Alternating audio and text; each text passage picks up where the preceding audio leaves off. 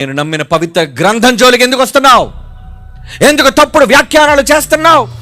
నీకు చేతనైతే సమాజంలో ఎన్నో చెడులు ఉన్నాయి. మాటి మాటికి బైబిల్లో చెడుంది, బైబిల్లో చెడుంది, బైబిల్లో చెడుంది అని చెప్తున్నావు. ఈరోజు సమాజంలో నువ్వు నీ పిల్లలు కలిసి ఏదో ఒక సినిమా చూడండి, చూద్దాం. ఈరోజు ఒక సమాజంలో కుటుంబం అంతా వెళ్ళి ఒక సినిమా చూడండి. ఒక తల్లి సిగ్గుపడుతుంది, ఒక కూతురు సిగ్గుపడుతుంది, ఒక తండ్రి సిగ్గుపడతాడు. ఎందుకంటే అన్ని బూతులు, బూతు మాటలు, బూతు పాటలు, ద్వంద్వ డబుల్ మీనింగ్ అర్థాలు. చెడిపోయిందండి సమాజం, చెడిపోతుంది. మరి చెడిపోతున్న సమాజాన్ని సంస్కరించడం నీకు చేత కాదే? మంచిని నేర్పించడం నీకు చేత కాదే? దాని మీద దండెత్తడం నీకు చేత కాదే? ఏమండి ఈరోజు ఈ ప్రొడ్యూసర్లు డైరెక్టర్లు అడుగుతున్నారా ఎందుకు అయ్యేలాంటి సినిమా తీసామని? ఎందుకయ్యా తప్పుడు భయంకరమైన అశ్లీలకరమైన పరిస్థితులతో ఎందుకు నువ్వు రిలీజ్ చేస్తున్నావు ప్రజల మధ్యని?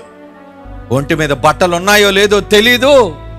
ఏమండి సభ్య సమాజం తలదించుకునేటట్లుగా ఒకరోజు సర్టిఫికెట్లు ఇచ్చారు. A certificate? యూ సర్టిఫికెట్ అని ఇస్తున్నారు. సర్టిఫికెట్లు ఏం ఉపయోగం?